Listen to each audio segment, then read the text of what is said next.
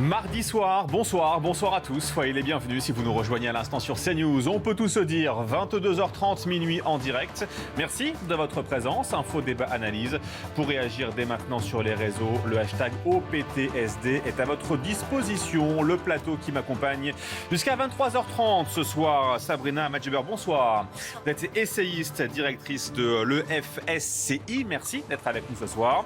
En face de vous, il y a Jean-Marie Abilin, bonsoir. Bonsoir. Vous êtes le maire Les Centristes de Viry-Châtillon. En face, à côté de vous, il y a Kevin Bossuet. Bonsoir. Vous êtes professeur d'histoire en banlieue parisienne. Et Tarek Mezen, bonsoir. Vous êtes président du Modem en Essonne et conseiller municipal à Étampes. Merci à tous les quatre de partager ce plateau. Dans quelques instants, les débats. Juste avant, le Zapol de la rédaction de CNews. Vous restez bien sûr avec nous. À tout de suite.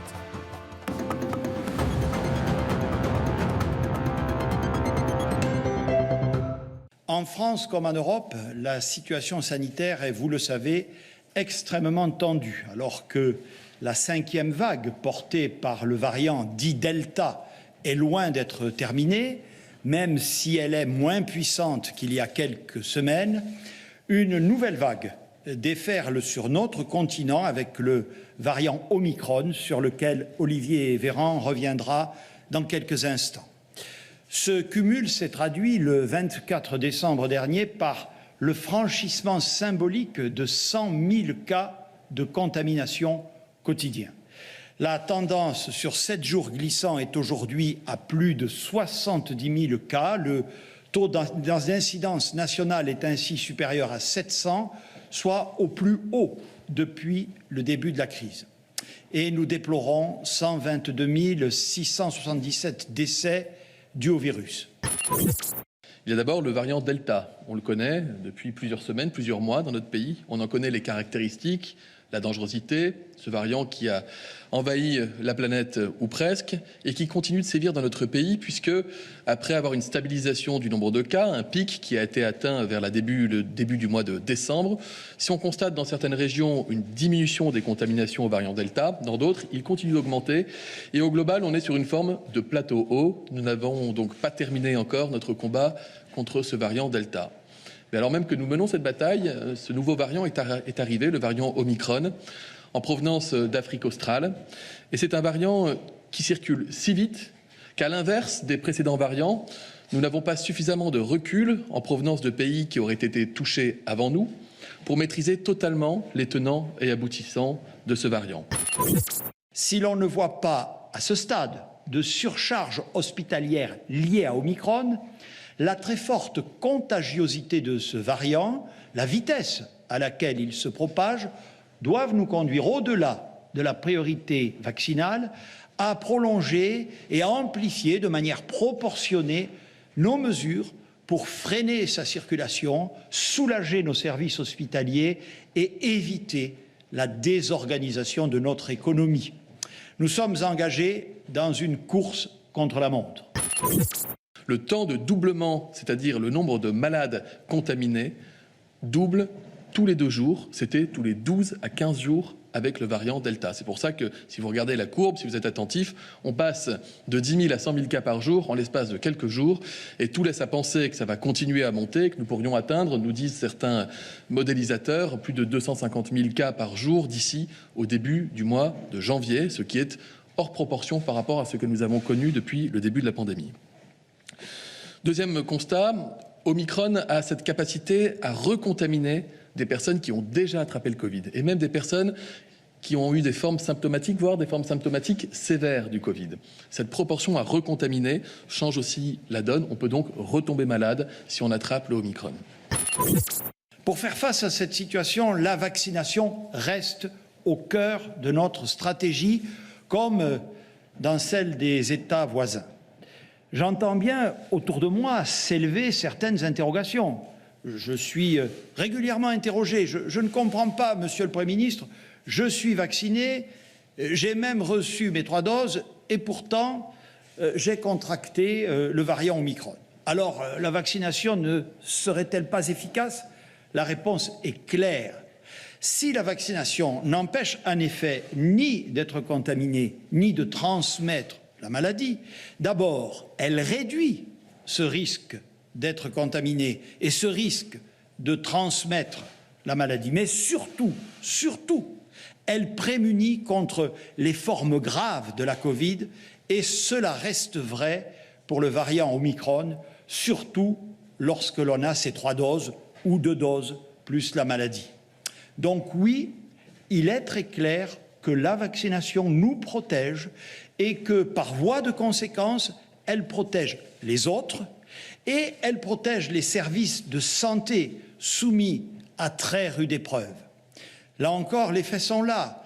Dans tous les services de soins critiques, l'immense majorité des personnes hospitalisées avec des formes graves de la Covid ne sont pas vaccinées ou n'ont pas de couverture vaccinale complète. La 3e dose, quand on est à jour de son rappel, fait immédiatement remonter le niveau de protection au-dessus de 90%, même bien au-dessus de 90%, face au risque de formes graves. Les personnes à risque restent donc les personnes non vaccinées, les personnes vaccinées mais qui sont très fragiles parce qu'elles sont très âgées ou parce qu'elles souffrent d'immunodépression, et puis les personnes qui ont un schéma vaccinal qui n'est pas complet, c'est-à-dire les personnes qui ont eu 2 doses mais pas encore leur 3e. Dès demain matin, suivant en cela la recommandation de la Haute Autorité de Santé, il suffira de 3 mois après votre 2e injection ou votre première si vous avez eu le Covid pour pouvoir bénéficier de votre rappel.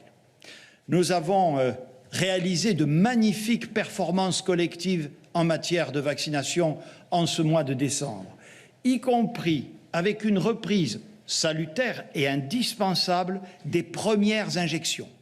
Il y a eu un ralentissement pendant cette période de fête, mais nous devons absolument repartir de l'avant.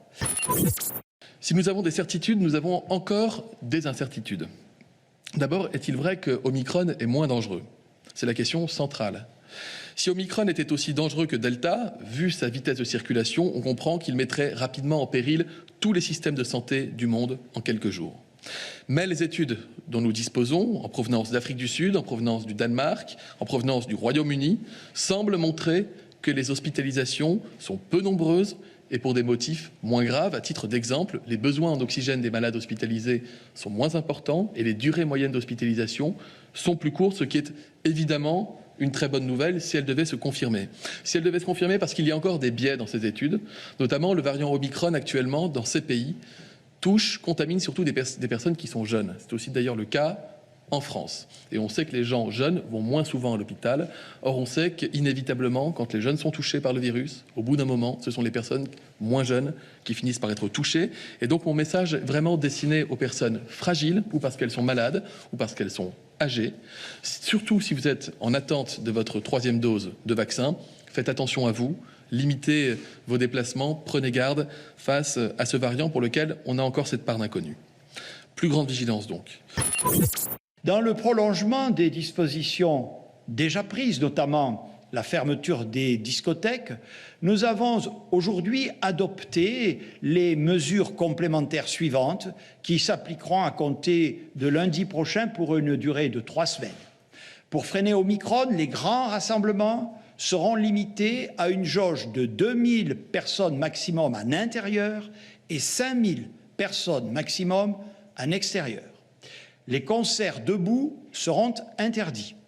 La consommation de boissons et d'aliments sera interdite dans tous les cinémas, les théâtres, les équipements sportifs et les transports collectifs, y compris longue distance. La consommation dans les bars et cafés ne pourra plus se faire seulement debout, mais seulement de manière assise.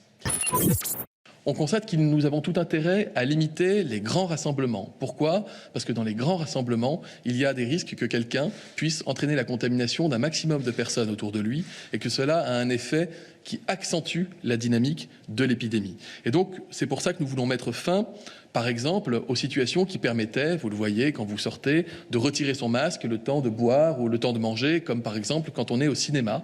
C'est pourquoi désormais le port du masque sera obligatoire toute la durée de la séance. Et ce sera le cas dans ces établissements recevant du public. Et c'est pourquoi aussi il y a des limitations du nombre de personnes dans les grands rassemblements qui vient d'être décidé et annoncé par le Premier ministre pour les 3 prochaines semaines. À compter de la rentrée, Et pour une durée de 3 semaines, le recours au télétravail sera rendu obligatoire, je dis bien obligatoire, dans toutes les entreprises et pour tous les salariés pour lesquels il est possible, à raison de 3 jours minimum par semaine et, si possible, 4 jours quand cela est possible. Je l'ai dit, pour l'heure, si Delta a cessé d'augmenter dans notre pays, il se maintient à un niveau élevé en plateau. Dans certaines régions, il continue même d'augmenter. Et c'est ce qui justifie notamment l'obligation de télétravail que vous venez d'annoncer, Monsieur le Premier ministre, puisque le télétravail est très efficace sur un variant qui est moins contagieux que le variant Omicron, comme le variant Delta. C'est pour ça, c'est vraiment le rationnel de combinaison des différentes mesures pour arriver à freiner l'effet des 2 vagues qui se cumulent. Le Conseil des ministres d'aujourd'hui a, dans le même objectif, adopté un projet de loi qui va transformer le pass sanitaire en pass vaccinal. Cela signifie que dans les lieux où ce pass s'applique depuis plusieurs mois, les restaurants, les bars, les musées, les théâtres, les médiathèques, les séminaires et salons, les salles de sport, les enceintes sportives et de spectacle, il faudra justifier d'être vacciné pour pouvoir entrer. La production d'un test ne suffira plus. Cette nouvelle règle, si elle est votée par le Parlement, s'appliquera à compter du 15 janvier prochain. Oui, le virus circule chez les enfants. Il circule à l'école, il circule à la maison. C'est pourquoi d'ailleurs un protocole scolaire sanitaire a été élaboré. C'est pourquoi il est révisé régulièrement en fonction de l'état de circulation du virus et en fonction de l'état des connaissances scientifiques. Oui, nous assumons de sanctuariser l'éducation des enfants. C'est très important pour les enfants, l'école, pas seulement d'un point de vue éducatif, c'est important d'un point de vue social. On sait que pour certains enfants, c'est le seul repas chaud pris dans la journée. C'est important pour leur épanouissement, pour le travail des familles. Donc vraiment, c'est une fierté française, je le disais. J'ai eu l'occasion aussi de le regarder, de le comparer en Europe notamment. Quand je suis allée en Allemagne, encore tout récemment en Finlande, eh bien, on nous dit, vous avez bien fait.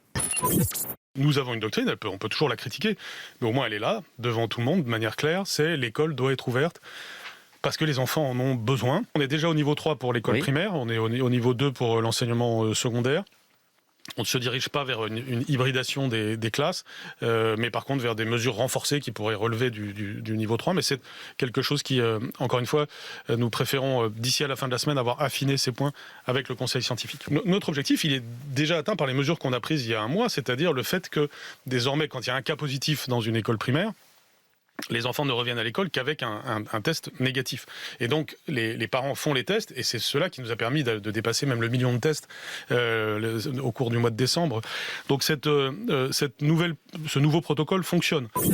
Évidemment, si de nouvelles données devaient apparaître en France ou à l'étranger sur l'impact du variant Omicron chez les enfants, nous pourrions être amenés à prendre toutes mesures utiles pour les protéger. Et dans l'intervalle, nous continuons à travailler avec le ministre de l'Éducation nationale pour renforcer les mesures qui sont susceptibles de réduire les risques, notamment la question de l'aération, de l'équipement des classes qui ne le sont pas encore en capteur de CO2, pour vous dire quand il est temps d'ouvrir les fenêtres et la porte, mais également le système de tests itératifs et de dépistage systématique par test salivaire notamment, qui a été mis en place depuis plusieurs mois désormais dans notre pays.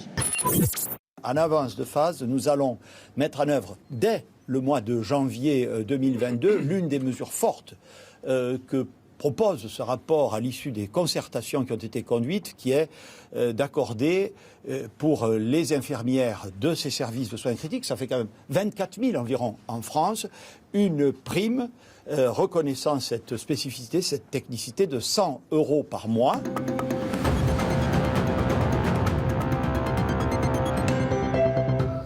23h, 22h44, si vous nous rejoignez en direct, on peut tous se dire jusqu'à 23h30 avec mes invités, toujours sur ce plateau, Sabrina Medjeber, Jean-Marie Villemain, Kevin Bossuet et Tariq Méziane. Merci d'être avec nous.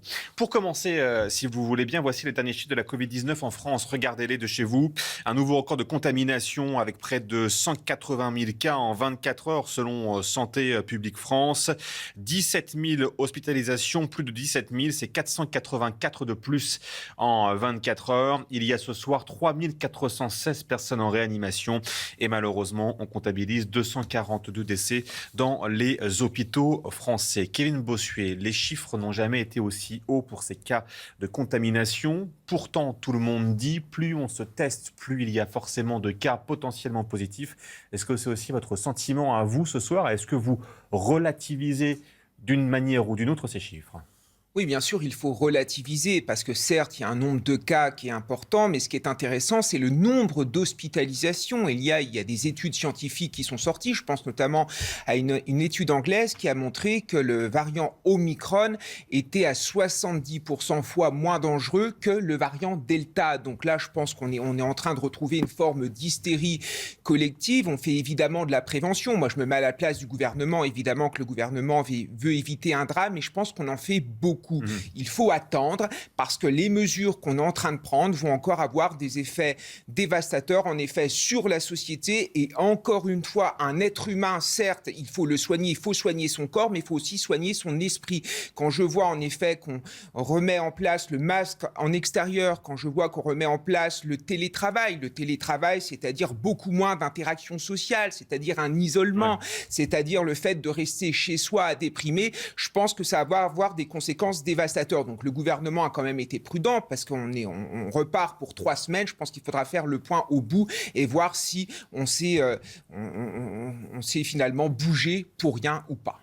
Jean-Marie Villain, votre sentiment à vous ce soir, parce que c'est vrai, on est en fin d'année, ça fait 2 ans qu'on commente des chiffres, là le nombre de contaminations explose, on a tous en mémoire ce qui s'est passé ces 2 dernières années, alors il y a 2 sentiments à la fois, c'est de se dire oui c'est préoccupant, oui c'est inquiétant, et l'autre angle, c'est de se dire on joue à se faire peur et il ne faudrait pas que ça dure trop longtemps non plus. J'espère que personne ne prendrait cette fuite en avant, de se faire peur. Ouais. Je pense qu'effectivement, plus le nombre de personnes augmente à se faire tester, plus forcément les chiffres vont être importants. Ça, c'est d'une logique implacable.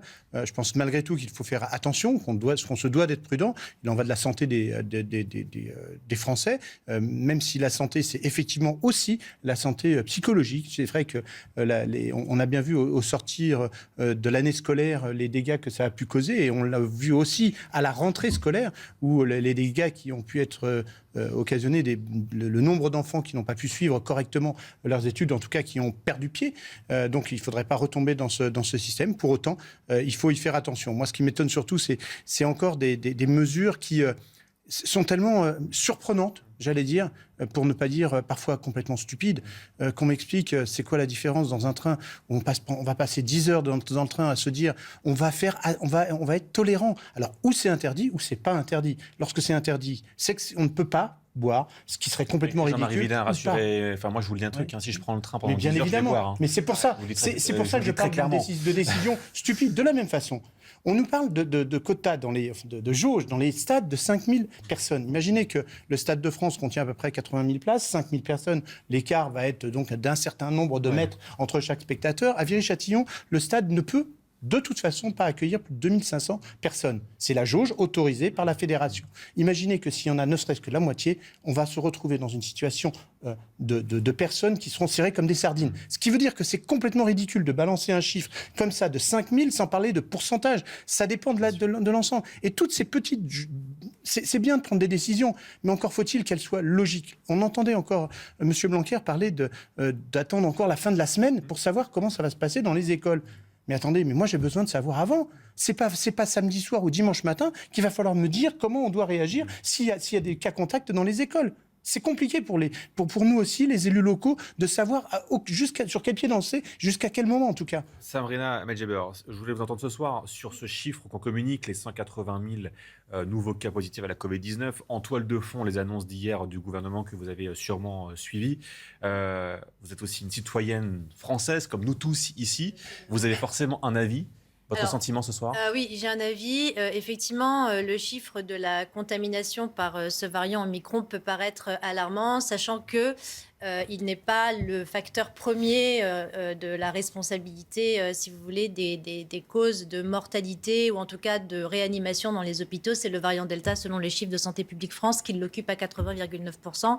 Donc il n'y a pas de raison sanitaire de s'alarmer sur une éventuelle saturation des services de réanimation des hôpitaux, sachant que, évidemment, peut aussi se poser la question de savoir que depuis 20 mois, l'État français est informé du caractère aléatoire de cette épidémie et qu'il était aussi en mesure de mettre en œuvre, si vous voulez, une politique publique hospitalière de rajout de lits d'hospitalisation et de réanimation, parce que les deux ne sont pas les mêmes. Moi, je suis passée par une hospitalisation grave l'année dernière, donc je peux vous dire qu'il ne s'agit pas du tout du même type de lit.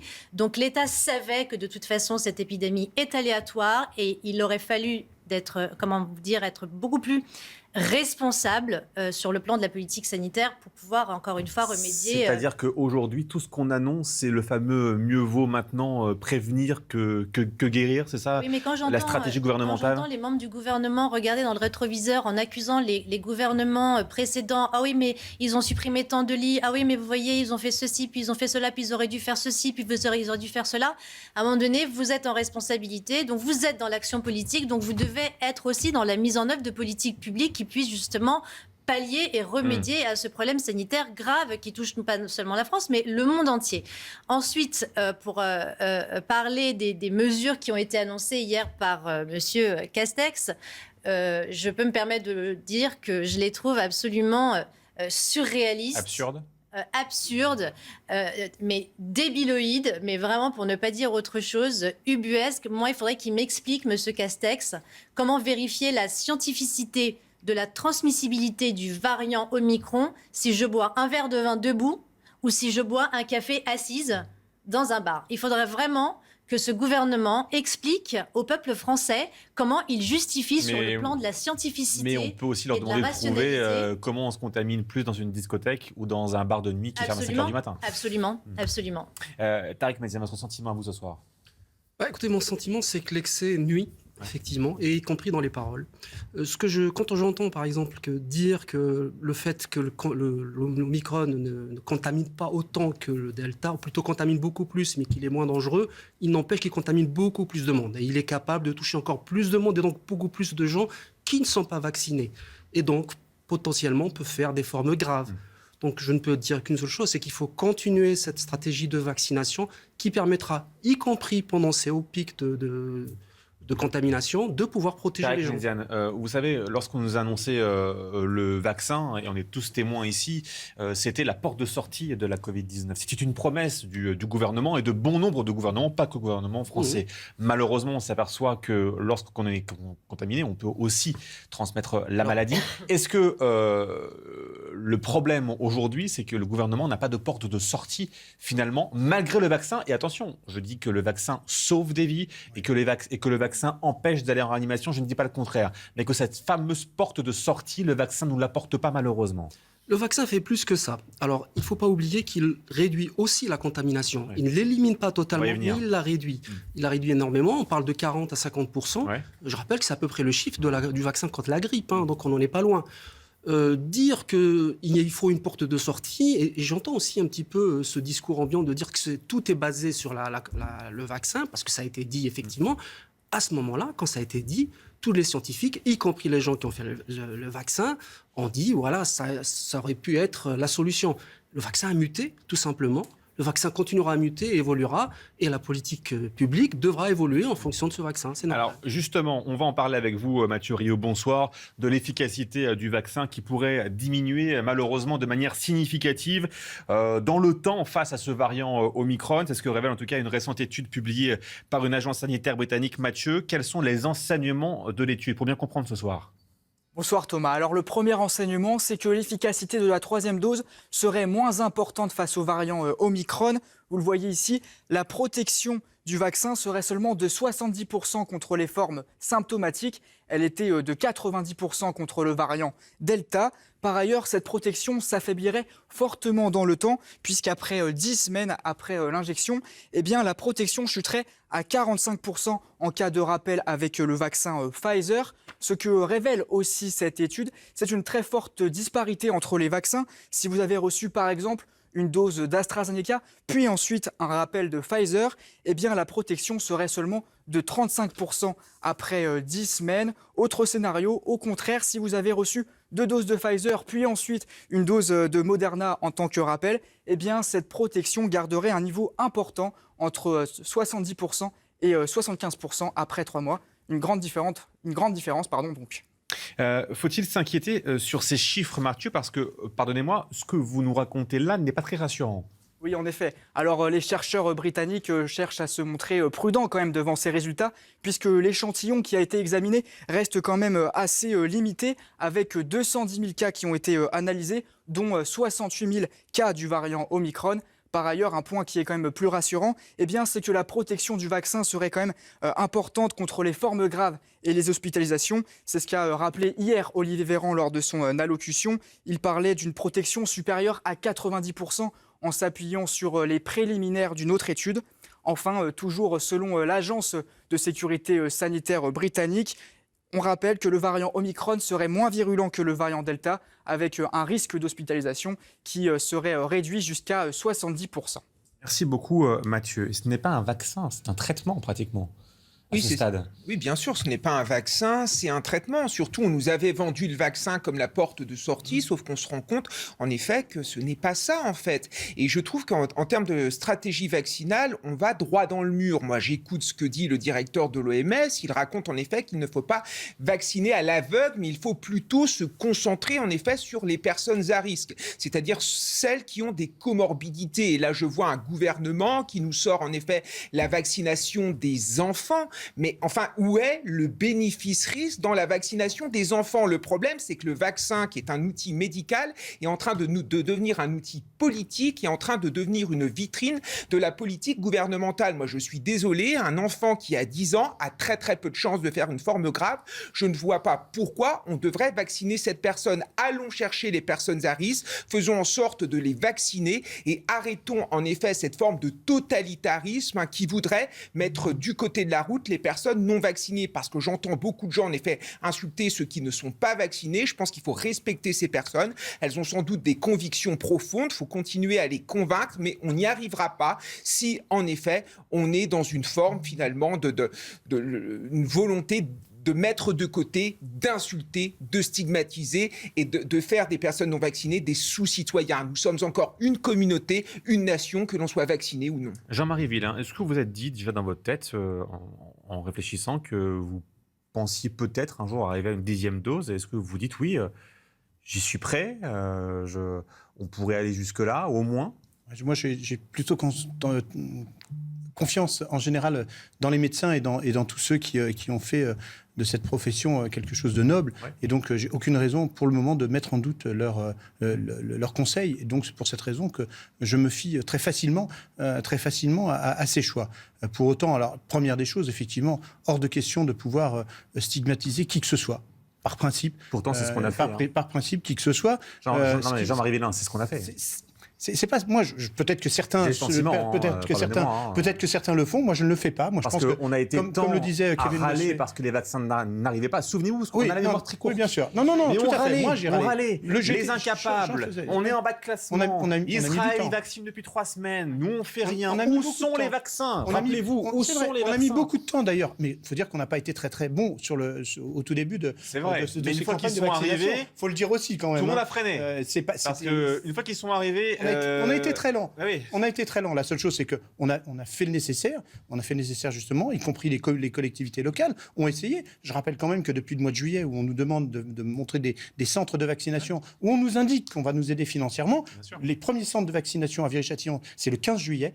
Et je le rappelais au préfet la semaine dernière, pas un seul euro est rentré dans les caisses de la ville concernant ces centres de vaccination. Donc, il faut aussi avoir un vrai discours. Il ne suffit pas de dire « faut faire », il faut aussi aider pour qu'on puisse faire correctement, parce que c'est au détriment aussi des habitants qui, eux, doivent payer puisque ce sont leurs impôts. Effectivement. Ils sont sur le pont depuis 2 ans, ce sont les infirmières. Celles et ceux qu'on croise au quotidien, dans votre quotidien, peut-être de chez vous aussi, pour une piqûre à la maison ou encore lorsque vous êtes malheureusement hospitalisé. Jean Castex annonce aujourd'hui une prime, 100 € mensuelle pour les infirmiers en réanimation. C'est pas grand-chose, ça fait 2 ans qu'ils sont sur le pont. Nous allons mettre en œuvre dès le mois de janvier 2022 l'une des mesures fortes que propose ce rapport à l'issue des concertations qui ont été conduites, qui est d'accorder pour les infirmières de ces services de soins critiques, ça fait quand même 24 000 environ en France, une prime reconnaissant cette spécificité, cette technicité de 100 € par mois, qui sera donc versée dès janvier. C'est pour ça que j'ai voulu l'annoncer en avance de phase aujourd'hui, pour qu'elle puisse être sur les fiches de paye des intéressés dès le mois de janvier 2022. 100 € mensuels. Kevin Bossuet, je vais demander votre avis à chacun. Alors, vous allez me dire, c'est mieux que rien. Oui. Je vous l'accorde. Mais 100 €.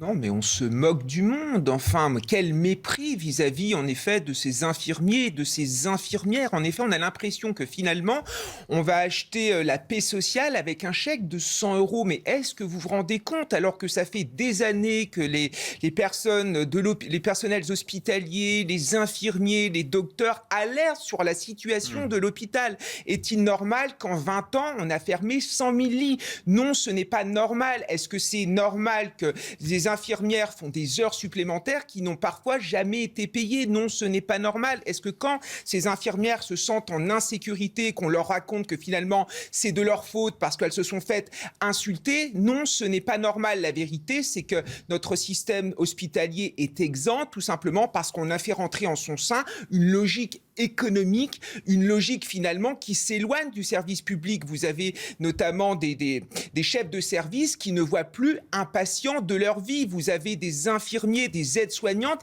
qui ont l'impression finalement de ne plus être auprès des patients, mais qui ont l'impression de faire un geste totalement mécanique. Il y a une véritable perte de sens quand on est fonctionnaire dans ce pays. Moi, je le vois dans l'éducation nationale et c'est la même chose à l'hôpital. Donc, si on veut redorer le blason de ces infirmières, il faut les écouter.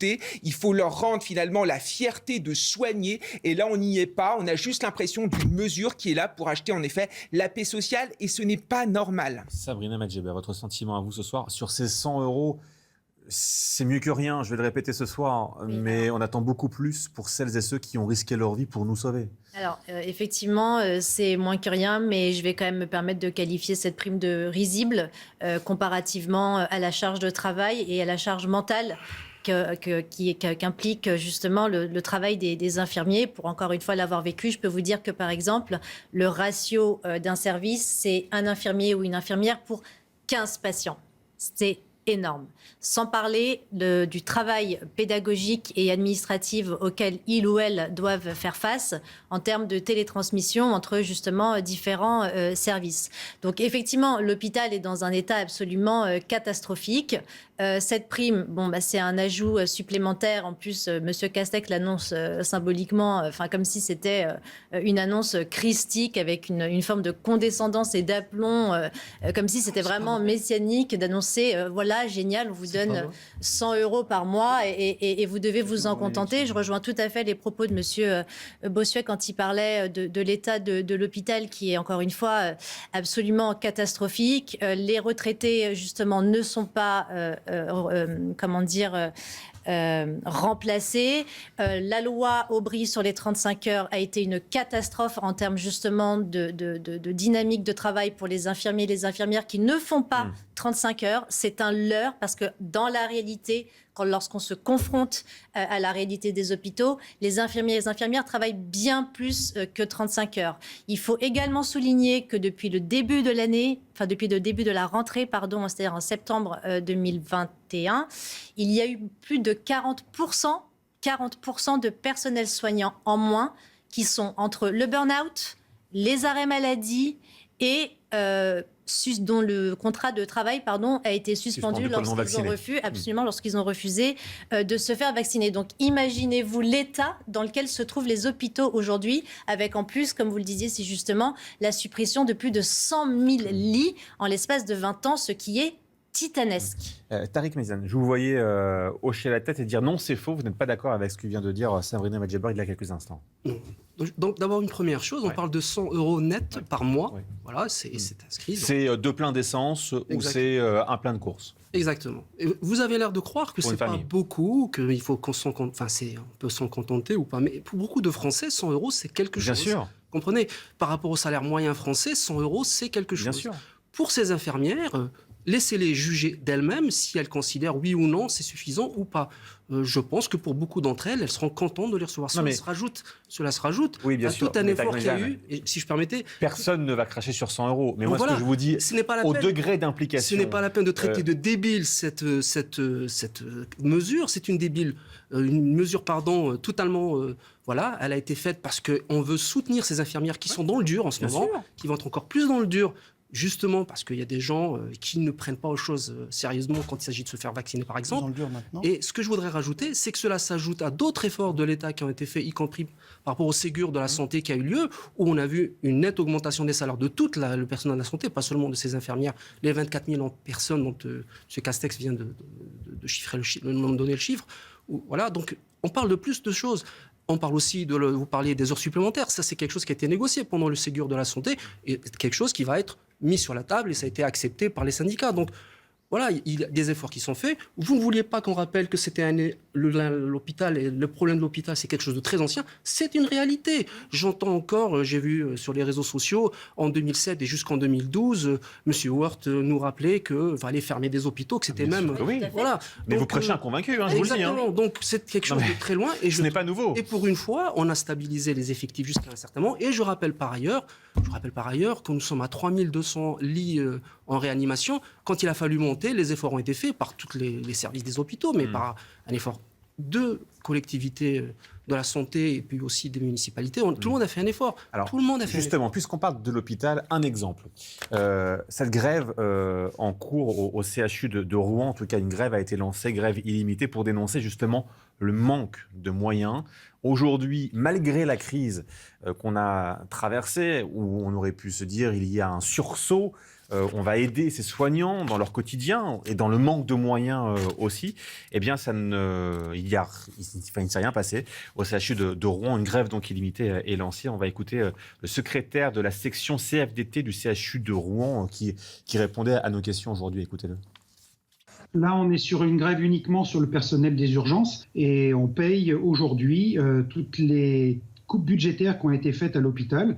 Et du coup, faute de lits d'hospitalisation, il y a une accumulation de patients dans les couloirs qui sont bien pris en charge, bien heureusement, par nos collègues, mais du coup, les collègues se fatiguent. Là, tout simplement, sur le CHU de Rouen, on est à plus de 50 lits qui ont été fermés là, ces 6 derniers mois. Ensuite, on a des difficultés de recrutement sur tous les secteurs de l'hôpital, donc on referme à nouveau des lits pour pouvoir redéployer le personnel dans d'autres unités. On est sur une quarantaine de postes d'infirmiers de disponibles.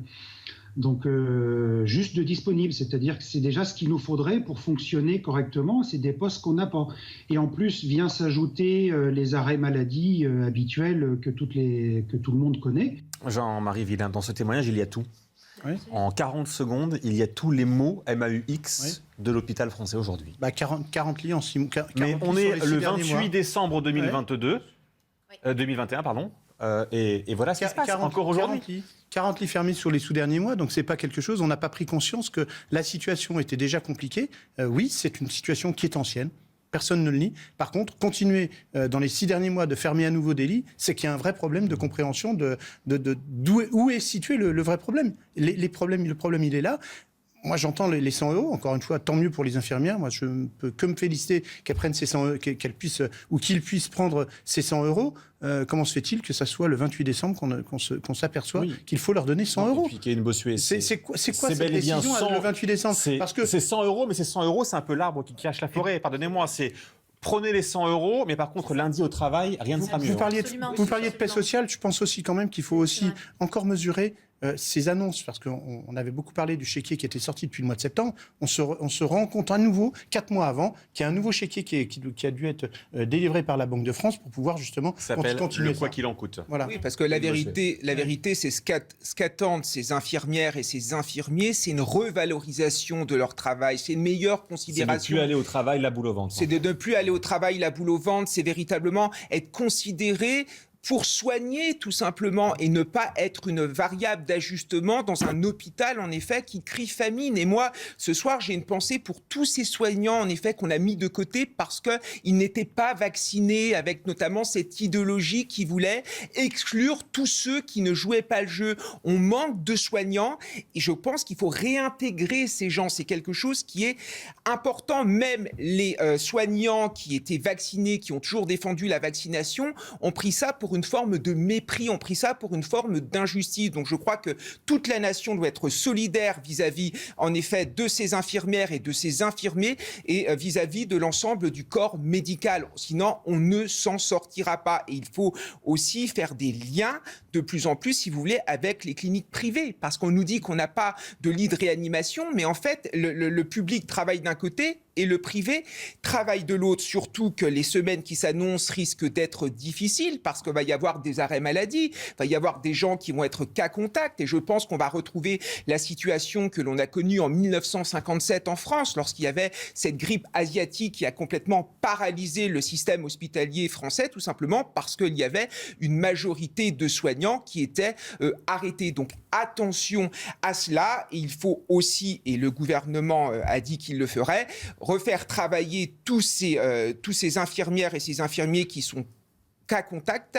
qui sont surtout contaminés, mais qui sont asymptomatiques, tout en évidemment respectant les gestes barrières. C'est important, sinon l'hôpital va vraiment prendre l'eau. Sabrina Medjeber, sur le cas dont on a parlé du CHU de Rouen et ses 100 €, c'est-à-dire que là, on est typiquement dans le cas d'école de l'hôpital français aujourd'hui, c'est-à-dire qu'on donne 100 € à la fin du mois aux infirmières, mais on ne leur améliore pas leur quotidien au travail. Ils sont amenés à faire grève. Je rappelle que faire grève, ce n'est pas une vocation pour ces soignants. S'ils le font, c'est parce qu'ils se sentent surtout et sûrement acculés et au pied du mur. Je suis absolument d'accord avec ce que vient de dire mon prédécesseur au début de l'émission au sujet d'une forme d'achat de paix sociale. Alors effectivement, on vous donne 100 €, ce qui vous permet de vous contenter d'une prime et puis d'être galvanisé parce que l'État fait attention à vous, l'État se préoccupe de votre travail, l'État se préoccupe de votre situation financière et donc il vous octroie une petite prime de 100 € qui, comme vous l'avez signalé, peut faire juste 2 paniers de courses en l'espace d'une semaine ou bien un plein d'essence, qui est en soi absolument ridicule, si vous voulez, dans une gestion financière d'une famille ou en tout cas, enfin d'une famille, peu importe. Et donc, oui, c'est absolument significatif et très illustratif de ce qui se passe dans l'hôpital.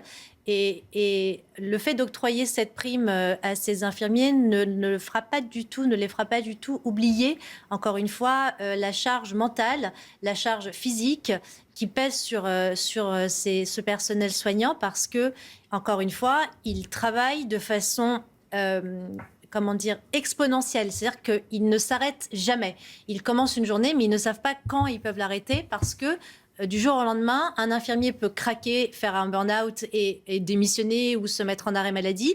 Du coup, il faut toujours pallier aux manquements qui sont déjà déficients à la base. Donc, cette mise en amorce, en tout cas l'amorce de cette grève du CHU de Rouen, elle est tout à fait illustrative de l'état et des hôpitaux en France et de l'état du personnel soignant. Il y a une autre décision hier qui a choqué, en tout cas qui a fait réagir sur les réseaux sociaux. Ce sont ces artistes qui voient leur concert annulé alors que des meetings vont pouvoir se tenir puisque nous sommes en année présidentielle et que c'est donc autorisé. Vous voyez ici les réactions de plusieurs artistes, Julien Doré, Eddie De Pretto ou encore la chanteuse Oshi ici. Là aussi, c'est 2 salles, 2 ambiances. Tariq Méziane, est-ce que vous pensez, vous, qu'un meeting politique en année présidentielle, ça prévaut sur... Non. Je réponds à votre question. Ça ne prévaut pas plus qu'un meeting, qu'un concert. Alors il faudra bien évidemment, en toute logique, même si la Constitution l'autorise et l'oblige, j'insiste, la Constitution l'oblige, il faudra que les partis politiques se raisonnent et participent à l'effort collectif général. La majorité présidentielle a déjà annoncé qu'ils mettront en place les jauges pour leur propre meeting. Donc j'ose espérer que tous les autres partis politiques feront pareil lorsqu'il faudra justement se présenter devant un meeting et limiter bien évidemment le nombre de personnes. Jean-Marie Villain, est-ce que ce genre de décision et d'annonce, ça renforce la méfiance et la déviance en direction des politiques ? Je ne sais pas si ça non, moi je crois pas. Je pense encore une fois qu'il ne faut pas utiliser ces problématiques. Vous savez, pour remettre en cause les politiques. Passe droit, vous savez toujours. Oui, non, mais je continue de penser quand même que cette histoire de jauge, elle est complètement tordue. On ne peut pas de toute façon c'est 2000 en intérieur, 5000 en extérieur. Parler de chiffres bruts, alors que c'est en fonction de l'endroit où vous vous trouvez. On est 5 dans cette salle.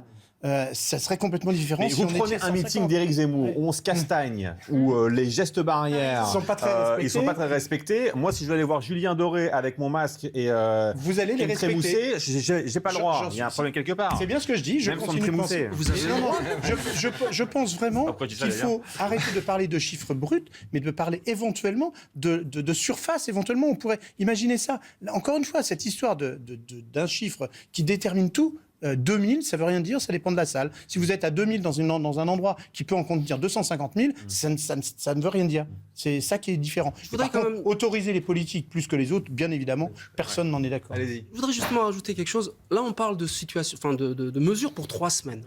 Il faut couper cette pandémie qui est en train de monter en flèche avec ce nombre de contaminations. Toutes ces mesures qui semblent, pour certains dérisoires, peut-être pas nécessaires, ce sont des mesures transitoires qu'on utilisera pendant 3 semaines en espérant qu'elles suffiront. Il se peut qu'elles ne suffisent pas. Et les ministres ont bien précisé que si elles ne suffisaient pas, on pouvait imaginer d'autres solutions. On veut quoi ? On veut vraiment arriver au confinement, donc il faut donner les chances à toutes les mesures. Celles dont on préconise, OK, on fait des jauges, mais très bien, je peux entendre cette histoire de volume, de chiffres, tout ce qu'on veut, mais en réalité, il y a un certain nombre de... on sait que la contamination vient avec le nombre. Mais Tarek Méziane, pardonnez-moi, le coronavirus s'attaque aussi à des militants politiques. Oui, exactement. Mais c'est ce que je suis en train de vous dire. Ouais. Il faudra changer la Constitution. Mais ça, c'est un autre problème. Il faudra que le Sénat soit d'accord, qu'il y ait les 2/3 de... Voilà, on n'est pas sorti de la Voilà, donc pas de problème. Oui, alors moi, je ne suis pas d'accord. On est à 3 mois et demi d'une échéance électorale capitale pour l'avenir de la France. Je trouve tout à fait normal que cette élection soit préservée. Il faut qu'il y ait des meetings politiques. Le gouvernement a fait 2 choix. Le premier, c'est de préserver l'école de la République. Et je pense que c'est un bon choix. Et le second choix, c'est de préserver en effet ces meetings politiques. Il y a 4 ans et demi, le peuple de droite a déjà eu l'impression qu'on lui avait volé cette élection après la cabale médiatico-politique qui a fait une victime, François Fillon. Si cette fois-ci, on a encore l'impression finalement qu'il y a un hold-up démocratique, c'est la crise démocratique de ce pays qui va s'accentuer. Oui, mais le problème, Kevin Bossuet, ce n'est pas qu'on autorise les meetings, c'est qu'on interdise les concerts. Oui, je suis d'accord. Non, mais je suis parfaitement d'accord. On a mis des jours, j'en les ai pas interdits. Très bien ce que je veux dire. La culture, en effet, c'est quelque chose qui est important. Et c'est vrai qu'on met ça de côté. D'ailleurs, on a fermé les théâtres en Belgique. Il y a eu des manifestations le week-end dernier parce qu'en effet, la culture, c'est important. Rappelez-vous, lors du premier confinement, donc il y a beaucoup de gens qui rouspétaient à raison parce que les librairies étaient fermées. Moi, je pense qu'il faut en effet faire en sorte que tous ces concerts aient lieu, miser sur la responsabilité individuelle des gens. Les gens ne sont pas idiots, connaissent les gestes barrières. On a vu un élan de civisme avant les fêtes avec tous ces gens qui sont venus de se faire tester et halte à l'infantilisation parce que moi j'en ai marre d'avoir un Jean Castex qu'on dirait une vieille institutrice, il lui mange juste les Bavaris Press qui nous donne des leçons avec son grand doigt là, mais faites-nous confiance monsieur Castex et arrêtez de nous pondre des mesures complètement stupides. Je pense que ce que les historiens retiendront, c'est que finalement on a interdit le popcorn dans les cinémas et le sneakers dans les rames de train. Enfin, c'est dramatique. Ouais. Les sneakers ou Vancouver ? Oui, peut-être, oui. Mais ça existe encore. Simplement, d'abord, c'est une mesure encore qui est complètement stupide parce qu'on sait très bien, les premiers concerts ont été annulés. lorsque vous organisez une série de concerts ou une tournée de concerts, de concerts, c'est quand même basé sur des chiffres d'organisation. Pour l'organisation. Si il y a 5 000 places, un concert est rentable à 5 000 places. Si on a 2000, c'est pas rentable. Ce qui veut dire que les premiers ont été annulés. Orelsan a annulé ses 4 premiers concerts, tout simplement parce que ça peut pas se faire. Donc faire croire qu'on peut continuer à faire des concerts avec 2000, là où il y a 5 ou 6 000 places, c'est faux. Ils vont être annulés tout simplement. Oui, la plupart des concerts se font avec beaucoup moins de monde que ça, vous le savez très très bien. Dans toutes les villes moyennes de France, ce ne sont pas des concerts à 5 000 et 10 000. On interdit les places debout, c'est-à-dire qu'à Viry-Châtillon, là où un groupe de jazz devait venir, 300, on devait être à plus de 300, on sera à 150 assis, complètement différent. C'est quand même une vraie différence, y compris pour une petite salle. Et il n'y a pas que les spectacles. Il y a par exemple Gaumont qui a repoussé la sortie d'un film avec Franck Dubosc. Il devait sortir au mois de janvier. Au cinéma, c'est pas la peine d'y aller. Et là, il y a le festival d'Angoulême de la BD. On vient d'apprendre en effet qu'il était décalé. Donc en fait, c'est toute l'activité culturelle de ce pays qui est menacée. Est-ce que finalement, il est pertinent de menacer la culture de ce pays pour un virus qui, pour l'instant, n'est pas très inoffensif, même si, en effet, il y a des morts, etc. Allez, dernier sujet, totalement autre chose pour terminer l'émission, parce qu'on dit souvent que le gouvernement, que l'exécutif ment, en tout cas qu'il ne dit pas ce qu'il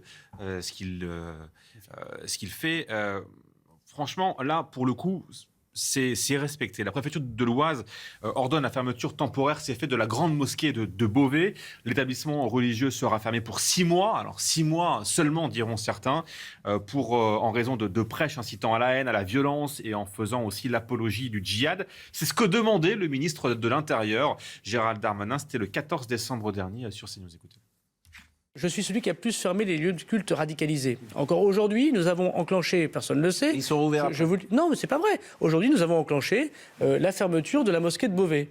Voilà, tout à fait inacceptable, qui combat les chrétiens, combat les homosexuels, combat les juifs, voilà. Donc j'ai pas la main tremblante, évidemment, contre des personnes qui profondément attaquent notre modèle républicain et la France. Kevin Bossuet, il est passé à l'action. Oui, il est passé à l'action, c'est un très bon point. Il y a une chose de bien qui a été réalisée par ce gouvernement, c'est celle d'identifier les mosquées, en effet, qui étaient dans le séparatisme. Il y a environ une centaine de mosquées, il y a une vingtaine de mosquées qui ont déjà été fermées et 6 qui sont en cours de fermeture. Donc ça, c'est très bien. Mais moi, je ne comprends pas pour 6 mois. Pourquoi pour 6 mois? Surtout qu'on s'en prend à des lieux. Mais il faut s'en prendre à des personnes. Que va devenir cet imam, en effet, qui faisait des prêches anti-républicains, qui s'en prenaient aux chrétiens, aux juifs, aux homosexuels? Et en outre, il y a une question qu'on n'aborde jamais, c'est les prêches 2.0. C'est l'ensemble de ces imams, en effet, qui vont sur Internet, qui distillent un discours de haine avec ces fidèles qui sont devant leur écran et qui ensuite diffusent cela, en effet, dans nos quartiers. Moi, j'enseigne en Seine-Saint-Denis, je vois à quel point l'homophobie, l'antisémitisme, le racisme anti-blanc, la christianophobie, en effet, ce sont des choses qui sont de plus en plus croissantes. Donc, et en outre, il faut peut-être penser à créer un islam de France, parce que dans la loi sur le séparatisme, on nous parle de la formation des imams, mais en fait, c'est complètement théorique, parce que la vérité, c'est qu'il n'y a pas de clergé dans l'islam, c'est-à-dire que n'importe qui peut devenir imam à condition qu'il a quelques fondamentaux en termes d'études du Coran. Donc peut-être aussi qu'il faut rapatrier chez eux tous ces imams étrangers qui viennent sur notre sol prêcher la haine et qui contribuent au séparatisme. Pour le coup, c'est un imam qui est de français de souche, comme on le dit, puisqu'il a été... C'est quelqu'un qui s'est converti, dont parle de cet imam. Mais ce n'est pas toujours le cas. En l'occurrence, pour ce cas-là. Non, je suis d'accord avec vous sur un point. On a une vraie faillite de l'islam de France en termes organisationnels. Et ça, c'est un vrai point. Ce qu'on voit aussi à Beauvais, vous dites 6 mois, il y a quand même tous ces musulmans qui vont à la mosquée quotidiennement, qui pour eux, 6 mois, c'est quand même un souci. Donc, en même temps, c'est pour aussi responsabiliser les gens de cette association. C'est une association qui gère cette mosquée, pour leur dire maintenant, il faut faire les choses sérieusement.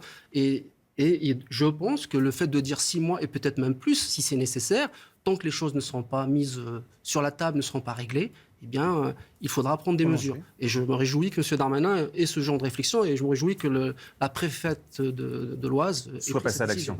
Jean-Marie Villain. C'est une très bonne décision si on est sûr qu'au bout des 6 mois, on ne retrouve pas les mêmes prêches et les mêmes problèmes, parce que dans ce cas-là, ça ne servira à rien. Je rappelle quand même qu'au moment du vote sur la loi contre le séparatisme, on a omis assez curieusement de parler d'islamisme et d'islamophobie. C'était quelque chose qui manquait dans ce texte, de citer les mots tels qu'ils doivent être cités. Malgré tout, il faut, je dis qu'il faut absolument reconnaître que c'est une bonne décision. Il avait annoncé au début décembre, il le fait, point à la ligne. Sabrina Medjeber.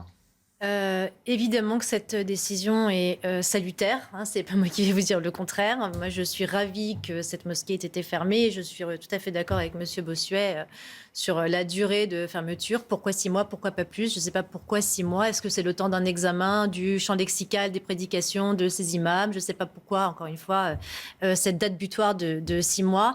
Il faut rappeler que cet islamisme est très présent sur notre territoire, que, encore une fois, Monsieur Darmanin a pointé du doigt les raisons pour lesquelles il a fermé cette mosquée. En tout cas, il incitation à la haine, à la violence, apologie du djihad. Du djihad, mais pas seulement. Pas seulement. Le combat contre les chrétiens, les homosexuels, les juifs, ce qui est un classique chez les islamistes. Il faudrait même rajouter sur la liste le combat contre les femmes libres de pouvoir vivre à la française. Je rappelle à juste titre qu'une femme du nom de Shahnaz a été brûlée vive parce qu'elle portait un jean slim et qu'elle réclamait de vivre comme une Française. C'est une réalité qui touche des centaines de milliers de jeunes femmes dans les quartiers qui vivent justement sous le joug de ce patriarcat islamiste. Et justement, le fait que M. Darmanin puisse et pu prendre en tout cas la décision de fermer une mosquée parce qu'il y a des prêches d'islamistes, c'est salutaire aussi pour ces jeunes femmes. Est-ce que c'est une forme de courage politique ? Oui, bien sûr que c'est une forme de courage politique, absolument. D'autres ne l'ont pas fait. Et je trouve que M. Darmanin, en tant que ministre de l'Intérieur, s'est quand même attelé, il a dissous le CCIF, il s'est attelé également à fermer la mosquée de Pantin successivement à la dissolution du CCIF. Donc, il fait le job et c'est quelque chose qu'il faut reconnaître. Maintenant, comme vous le disiez, effectivement, ce séparatisme islamiste, il est implanté sur tout le territoire national.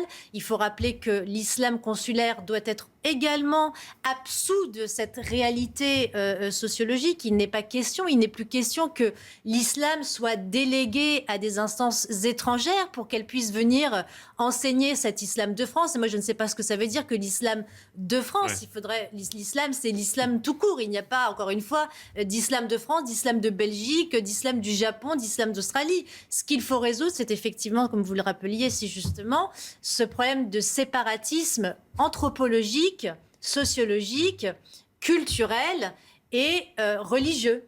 Voilà. Merci à tous les 4 d'être venus débattre ce soir dans On peut tout se dire sur CNews. Vous restez bien sûr avec nous, on est ensemble jusqu'à minuit, il est 23h26 précisément. Le face-à-face, c'est dans quelques instants, juste après une courte page de réclame. C'est ce qu'on disait avant. Restez avec nous tout de suite. Dans quelques instants, c'est le face-à-face en direct dans On peut tout se dire. Juste avant, c'est l'essentiel de l'info avec vous, Barbara Durand-Carmona. Bonsoir Barbara. Bonsoir Thomas, bonsoir à tous. À la une de ce mardi 28 décembre, les autotests en vente libre dans les grandes surfaces. Une distribution à titre exceptionnel jusqu'au 31 janvier.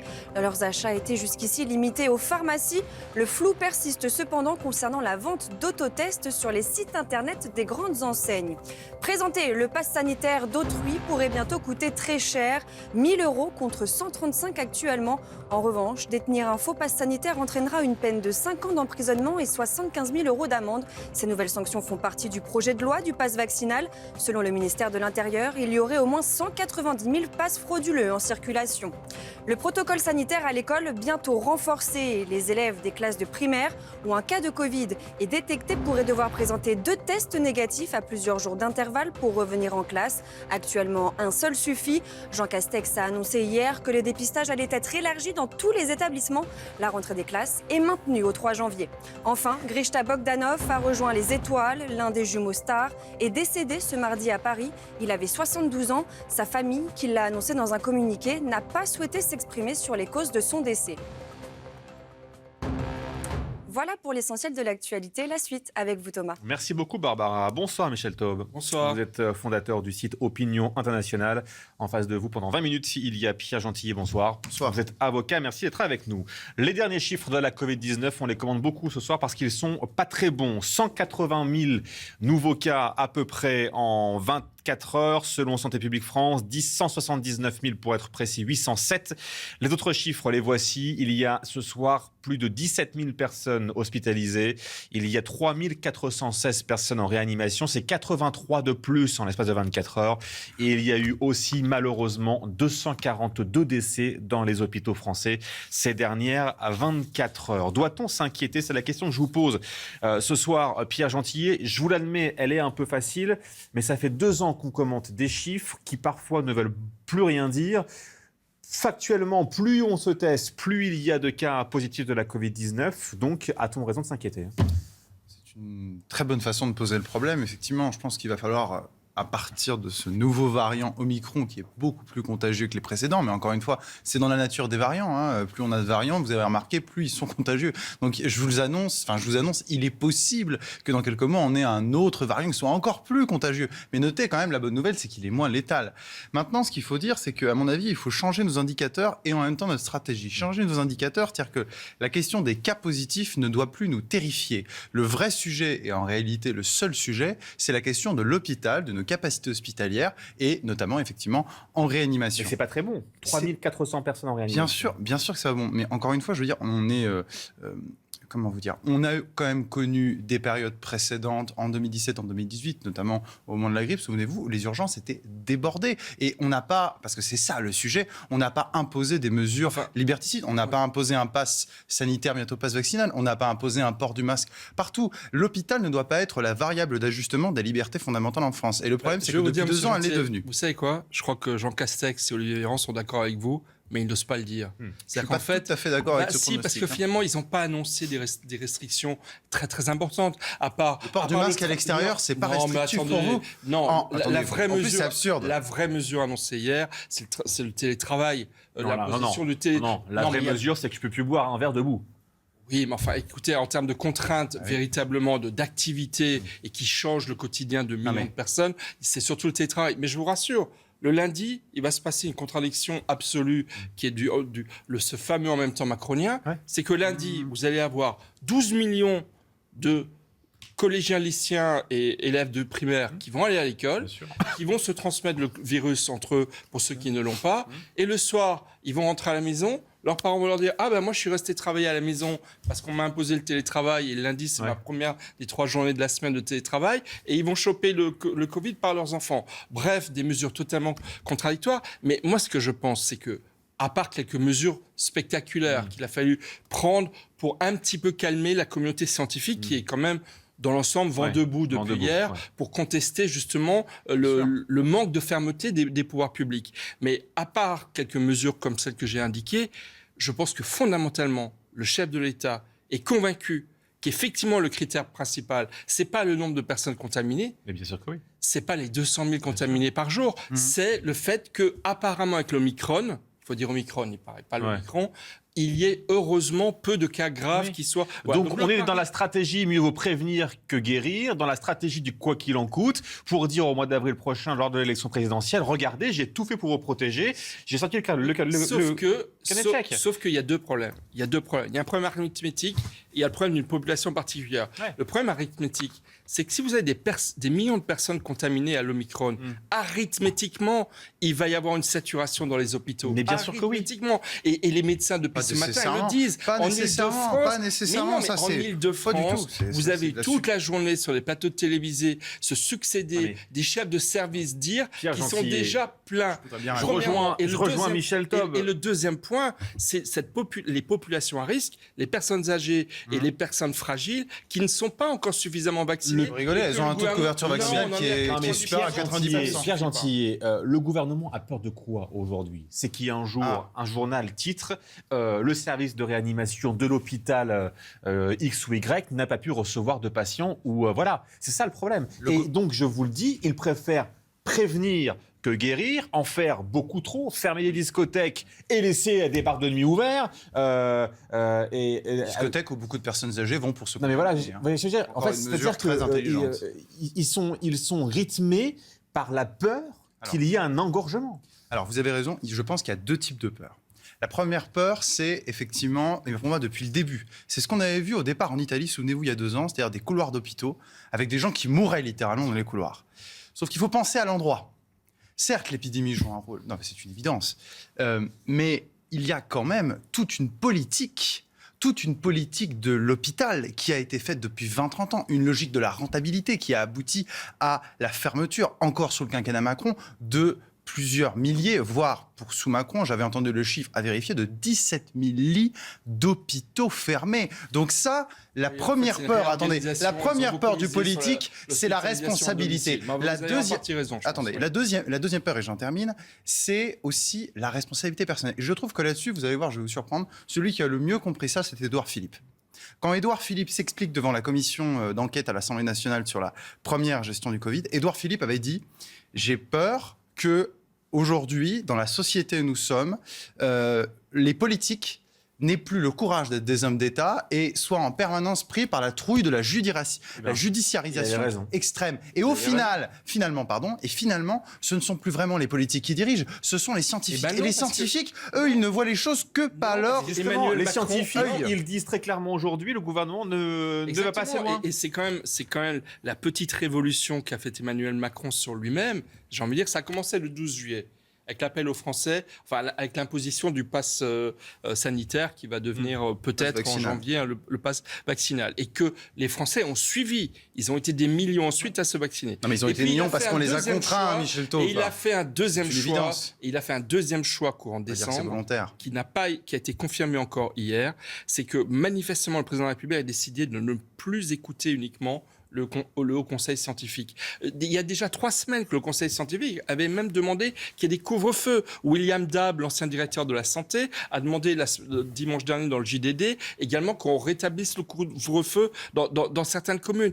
Les hospitaliers n'ont pas été suivis depuis quelques semaines par le gouvernement et c'est nouveau. Je pense que c'est temporaire, il faut attendre de voir. Il y a plusieurs raisons. Il y a des raisons sociétale, économique et peut-être politique, diront les mauvaises langues. Sociétale, parce que la santé ne se réduit pas, comme vous le disiez tout à l'heure, uniquement au nombre d'hospitalisations. Oui, mais la santé, c'est aussi la santé morale, c'est la santé psychologique. Mais la santé morale, mais il y a aussi la santé politique. Il y a un moment donné, aujourd'hui, pardonnez-moi, j'ai l'impression que le Français, il n'a plus confiance du tout aux politiques. Lorsqu'on nous dit qu'on ne peut plus boire ou manger dans un TGV qui va, par exemple, à Marseille, lorsqu'on ne peut plus boire debout dans un bar, lorsqu'on ne peut plus manger ses pop-corn au cinéma. Ce sont des mesurettes qui ne vont absolument pas, ça ne changera strictement rien. Changer la donne. Mais sur le fond, c'est grave ce qui se passe. Vous voyez ce que je veux dire ? Ce sont des mesurettes, on peut en rigoler, on en rigole à la machine à café, mais sur le fond du fond, c'est grave ce qui se passe. Oui, c'est grave parce que c'est absurde et parce que c'est inefficace. Et je pense que... Est-ce qu'on attend ça d'un politique ? Alors, le problème, si vous voulez, depuis 2 ans, c'est qu'on n'attend plus grand-chose des politiques parce que moi, le défaut de confiance des politiques, il ne vient pas uniquement de l'absurdité des mesures qui nous sont imposées. Je vais quand même le rappeler, le marteler, le port du masque à l'extérieur. Toutes les études ont montré que... 90% de vaccinés vous donnent tort. La plupart des Français ont suivi les recommandations gouvernementales de se faire vacciner. La plupart des Français et c'était pas gagné. Oui, la plupart des Français ont suivi les mesures de coercition qui ont été celles imposées par le pass vaccinal, parce que sinon c'était plus... Oui, on est en période d'épidémie peut-être. C'était plus de vie sociale et c'était voire plus de vie professionnelle. Avec le recul, heureusement que pour le coup, on a écouté et je vais vous dire, Emmanuel Macron, vous savez quoi ? Emmanuel Macron, le 12 juillet... Je ne suis pas d'accord, encore une fois. Excusez-moi, je réponds d'abord à ce qui est dit ici. En l'occurrence, une bonne partie des gens, il y a 90% de gens qui sont vaccinés. Je vais vous dire une chose. On l'a vu aujourd'hui avec ces 180 000, 179 000 cas, parce que ce ne sont pas tous des contaminations, cas positifs. Le vaccin n'est pas une arme qui nous a permis de juguler le vaccin, c'est une arme individuelle. Ce n'est pas une sortie de crise. Bien sûr que oui, mais on l'a tous compris depuis maintenant. Non, le gouvernement ne l'a pas compris. Il veut imposer la vaccination obligatoire à travers ce pass vaccinal. Mais Pierre Gentillet, c'est pour se protéger contre les formes graves. Enfin, j'ai parlé juste en ma personne. Je préfère me dire fais 3 doses et va pas en réa. et on essaie de sortir de la crise, même si ça prend encore 6 mois, mais au moins je me protège. Thomas, vous n'avez quasiment... Sans le vaccin, alors, je ne connais pas votre état de santé, mais étant donné votre âge, que je présume assez jeune, vous n'avez quasiment aucune chance d'aller en réanimation. Vrai, il y a des les chiffres là-dessus sont très clairs. C'est ce que je vous dis, je ne vais pas jouer avec la chance. Non, mais vous pouvez jouer avec la chance, mais encore une fois, je veux dire... Non, je ne suis pas d'accord avec l'Omicron. C'est votre choix, mais il y a des gens qui ne font pas ce choix. Je peux relayer ce qu'a dit par exemple le professeur Migarban sur CNews et sur d'autres plateaux. Il y a des moins de 50 ans qui sont en service de réanimation avec l'Omicron. Sans le vaccin, s'il vous plaît, sans le vaccin, ce serait une hécatombe. Parce que le vaccin est une très bonne protection contre les personnes fragiles, s'agissant des formes graves. Les chiffres que vous présentiez en début d'émission, fort heureusement, il ne faut pas retenir que les 180 000 personnes contaminées. Heureusement, il y a assez peu, je crois que c'est plus 83 en 24 heures, de personnes, donc on fait la balance entre les entrées et les sorties en service de réanimation. Heureusement, il y en a encore assez peu. Mais je répète que le risque que prend le gouvernement, c'est ce que vous disiez tout à l'heure, c'est le risque d'un engorgement dans les services hospitaliers. Et si on en croit les médecins-chefs des services de réanimation de l'Île-de-France, c'est déjà le cas dans plusieurs départements. On ne s'en souvient pas non plus, mais l'hôpital d'il y a 2 ans, ça ne s'est pas arrangé, ça s'est même aggravé. Le nombre d'infirmiers, de médecins qui ont raccroché, qui sont partis, le nombre de lits qui ont continué à être fermés. Et les soignants qui alertaient là-dessus, avant la crise Covid. C'est pour ça que je vous dis que le gouvernement a peur parce que la situation s'est aggravée dans les hôpitaux français. C'est pas qu'il a peur, c'est qu'il prend un risque énorme. C'est qu'en ne prenant pas des mesures aussi strictes que celles qui ont été prises au Danemark et dans d'autres pays, de nombreux pays maintenant, l'Allemagne, même en Espagne, ils ont mis, en Catalogne, ils ont mis... Pardonnez-moi, moi je n'aurais... Le risque qui est pris, c'est qu'en janvier, l'engorgement des hôpitaux... fasse exploser le choix qu'a fait Emmanuel Macron. Vous avez raison, d'où les scientifiques qui estiment qu'on ne va pas assez loin, mais vous ne me sortirez pas de la tête que nous sommes en année présidentielle et ça joue sur la décision. C'est ce que j'étais en train de dire. Il y a 3 raisons. Ça joue forcément. C'est ce que j'étais en train de dire. Jusqu'à maintenant, on a tout reproché au gouvernement. Pardonnez-moi, dans les enquêtes d'opinion, la gestion de la crise par Emmanuel Macron est jugée positive par l'ensemble, surtout depuis par une grande majorité de Français. Surtout depuis juillet. Est-ce que c'est juste quoi ? Parce qu'il a fait preuve d'autorité. Oui. Moi je vous dis que les décisions qui sont prises aujourd'hui ne seraient pas les mêmes si nous n'étions pas en année Je suis d'accord avec vous, mais pas pour la même raison. Je pense qu'effectivement, les décisions qui sont prises aujourd'hui sont prises aussi en pensant à l'élection présidentielle. Mais je pense au contraire que le gouvernement a tout intérêt à maintenir un contexte, je dis bien un contexte Covid, parce que vous voyez, par rapport à septembre, je me souviens en septembre, on en parlait ici, je vous disais, Éric Zemmour nous a permis de décongeler le Covid et nous reparlons de politique. Là, depuis un mois, nous ne parlons plus de vrais sujets politiques. On en reparlera à la rentrée. Mais pour le gouvernement, il y a tout intérêt à faire durer ce contexte Covid pour que le débat se limite entre les bons gestionnaires et les irresponsables. C'est pas Emmanuel Macron qui a choisi les 180 000 personnes contaminées. Non, il n'a pas choisi les 180 000 personnes, mais encore une fois, ce n'est pas cas positif. Qui a décidé. Mais ce n'est pas le problème majeur. Ce n'est pas le problème majeur. D'autant qu'encore une fois, sauf que, pardonnez-moi, Michel Taub, quand je vois les chiffres alarmants, et on va le dire, c'est vrai, sur le nombre de contaminations qui peuvent faire peur, et la conférence de presse qu'on a vécue hier soir, j'ai envie de vous dire, ils sont à côté de la plaque. Il y a un problème qui ne va pas. Moi, si on me propose 180 000 nouveaux cas positifs et tu vas plus pouvoir boire ton verre dans un bar debout, mais tu pourras le boire assis, j'ai envie de vous dire, il y a un truc qui ne va pas. C'est vrai, mais je vous répète, je pense que le pari qui est fait, c'est qu'on ne va pas pouvoir rattraper ce Omicron, il court plus vite que bien nous. Sûr. Alors, voilà. Et que donc, mais ce n'est pas ils ont pris quelques mesures spectaculaires, notamment celle que j'ai trouvée moi la plus spectaculaire, qui à mon avis va être très peu suivie des faits parce qu'elle va être très difficile à être mise en œuvre, surtout pour 3 semaines. Franchement, 3 semaines, c'est tellement court. C'est celle du télétravail qui me paraît totalement contradictoire avec l'ouverture des écoles en même temps. Mais je pense, encore une fois, que le pari, c'est qu'il va y avoir peu d'hospitalisation en service de réanimation, ce que beaucoup de médecins disent ne pas être le cas. Prenez le pass vaccinal, par exemple, pour aller au restaurant. Je simplifie et je vous explique si vous ne l'avez pas encore compris chez vous. C'est très simple. À partir du 15 janvier, vous ne pourrez plus aller dans un restaurant sans être vacciné. Franchement, je suis restaurateur. Je préfère recevoir quelqu'un qui n'est pas vacciné et qui a fait un test négatif, il y a quelques heures de cela que de recevoir quelqu'un qui est vacciné, qui ne s'est pas fait tester et qui peut transmettre la maladie. Est-ce que vous permettez de prolonger l'absurdité d'un cran? Non mais, vous voyez ce que je veux dire? Parce qu'on en est là aujourd'hui. Je vais aller plus loin. Je vais prendre un exemple parallèle et vous allez comprendre aussi que c'est plus absurde. Olivier Véran a annoncé il y a quelques jours qu'il n'était pas impossible que des soignants qui soient vaccinés mais positifs au Covid puissent revenir exercer. Alors qu'aujourd'hui, des soignants qui sont non vaccinés, mais qui seraient négatifs au Covid, sont interdits d'exercer. À la fin, ces mesures... Non mais vous voyez, c'est absurde. À la fin, l'absurdité de ces mesures nous rend fous. Et c'est là-dessus que je voulais revenir. Moi, je pense que les effets d'annonce du gouvernement, attendez, pour nous dire couvre-feu, pas couvre-feu, etc., créent un climat anxiogène, qui nous plonge dans une situation psychologique, les jeunes en particulier, les suicides qui augmentent, le fait que tout est conditionné absolument autour de ce Covid, qui, je pense, a des effets délétères à long terme, probablement plus importants que ce qu'on veut le croire. Pour répondre à votre question, le pass sanitaire a été conçu à une époque, c'est-à-dire quelques mois, où on pensait effectivement que le vaccin nous protégerait contre la contamination du virus et la transmission à autrui. Des illusions. C'est vrai que la donne a complètement changé et on s'est rendu compte que le vaccin ne nous protège pas contre la contamination. Alors pourquoi proposer le pass vaccinal ? C'est vrai que l'Omicron devrait peut-être amener, mais pas que les autorités françaises, les autorités européennes, américaines, dans tous les pays qui sont frappés par l'Omicron, à changer complètement la donne. Et vous êtes contre le pass vaccinal alors ? À se dire peut-être, il ne faut pas essayer de courir encore une fois après ce variant qui avance de façon fulgurante. Donc peut-être laisser s'installer une forme d'immunité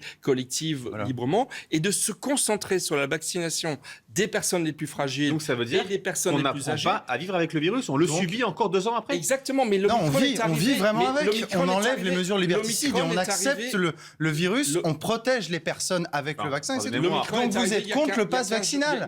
Donc vous êtes contre le pass vaccinal. Michel Taube, vous êtes contre le pass vaccinal, donc logiquement. Très logiquement. Moi je suis pour l'honnêteté en politique. Donc moi depuis le début je suis pour l'obligation vaccinale. Non mais c'est absurde. C'est absurde. Vous venez de dire que ce n'est pas une seule raison pour la protection contre les formes graves et les décès. Moi, ce qui m'inquiète franchement, messieurs, moi, ce qui m'inquiète franchement, c'est que l'Omicron, il arrive, il est contagieux, c'est vrai. Mais dans 6 mois, ce sera lequel ? On espère l'ultima. Ça, malheureusement. Donc c'est sans fin. C'est sans fin. Attendez, mais les épidémies. Mais écoutez, les épidémies dans l'histoire, ça a été les pires moments d'angoisse et de traumatisme dans les sociétés. Donc il faut effectivement s'attendre, et je pense que les politiques n'en ont pas encore pris la mesure, et que là aussi l'honnêteté voudrait qu'ils le disent un peu plus, c'est qu'effectivement, malheureusement, on risque d'en avoir encore pour longtemps. Alors, et que du coup, et après, on parlera il faut adapter des 100 € annoncés pour les infirmiers par Jean Castex. Les fameux 100 €. Les fameux 100 €. C'est un sujet fondamental. C'est la question de savoir, ça fait 2 ans que cette épidémie est là. Ça fait 2 ans surtout que les mesures nous sont imposées, que ce tunnel anxiogène continue. Les mesures sont en réaction. Tous les pays. Non, excusez-moi. Le confinement, par exemple, n'a pas été imposé en Suède. La Suède ne s'est pas transformée en mouroir. Donc on peut faire autrement. Et je vais pas revenir sur Mais ce que je veux vous dire, le premier confinement. Ah non, mais le premier confinement, je le conteste pas. Voilà. Ah non, mais je n'ai pas dit ça. Non, mais là, ce qu'on parle de confinement. Non, je conteste pas le premier confinement. On savait pas à quoi s'attendre. Voilà. Je précise mon propos. Soyons clairs. Non, bien sûr, on savait pas à quoi s'attendre. Mais ce que je veux vous dire, c'est que maintenant, on a un recul cette épidémie. Ça fait 2 ans que ça dure. Moi, je vous dis, je ne pense pas. Moi, en tout cas, pour moi, il est hors de question de vivre avec un masque, un pass, comme ça, pendant 10 ans. Donc, si cette épidémie doit durer 10 ans, il faut changer de stratégie. Tant qu'on sera gouverné par la peur, on est foutu. Bah oui, donc il faut changer. Ouais, mais il faut accepter de vivre avec ce virus. Alors justement, en toile de fond, on en a beaucoup parlé. Souvenez-vous, on les applaudissait à 20h à nos fenêtres ou ailleurs, si on voulait, les infirmiers, les infirmières sur le front, qui ont risqué pour beaucoup leur vie pour sauver des vies, justement. On leur donne quoi ? 100 €. Jean Castex. Nous allons mettre en œuvre dès le mois de janvier 2022 l'une des mesures fortes que propose ce rapport à l'issue des concertations qui ont été conduites, qui est d'accorder pour les infirmières de ces services de soins critiques, ça fait quand même 24 000 environ en France, une prime reconnaissant cette spécificité, cette technicité de 100 € par mois, qui sera donc versée dès janvier. C'est pour ça que j'ai voulu l'annoncer en avance de phase aujourd'hui, pour qu'elle puisse être sur les fiches de paye des intéressés dès le mois de janvier 2022. Alors 100 €, c'est un plein et demi d'essence par mois, ou c'est moi, je suis pas soignant. des courses pour une famille de 4 personnes. Moi, je ne suis pas soignant. J'ai malheureusement connu des soignants dans des services de soins critiques.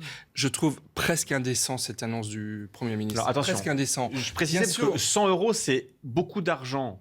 Non, mais c'est toujours ça. Mais en fait, il y a le sentiment de prenez les 100 €, lundi au boulot, ce sera pas mieux, mais on vous a donné 100 €, donc taisez-vous. C'est un peu le sentiment. Ça fait un peu cela. Que j'ai en tout cas. Ça fait un peu cela, et vous n'êtes pas le seul à avoir ce sentiment-là. Ensuite, il y a eu une augmentation de salaire suite au Ségur de la santé. Exactement, en juillet. vous avez raison de le rappeler. Ça a mis des mois et des mois et des mois à se retrouver sur les fiches de paye des soignants. Bon, moi, j'en ai eu plusieurs aujourd'hui, des infirmiers qui m'ont dit, ils sont très curieux de savoir quelle sera, non pas la fiche de paye, mais la somme qui va aller sur leur compte bancaire. Alors, c'est à 100 la € fin net. du mois de janvier. C'est 100 € net apparemment. Oui, mais encore une fois, à vérifier que fin janvier, bien sûr, et je vous propose c'est qu'on toujours pareil. vérifie fin janvier les fiches de paye de soignants.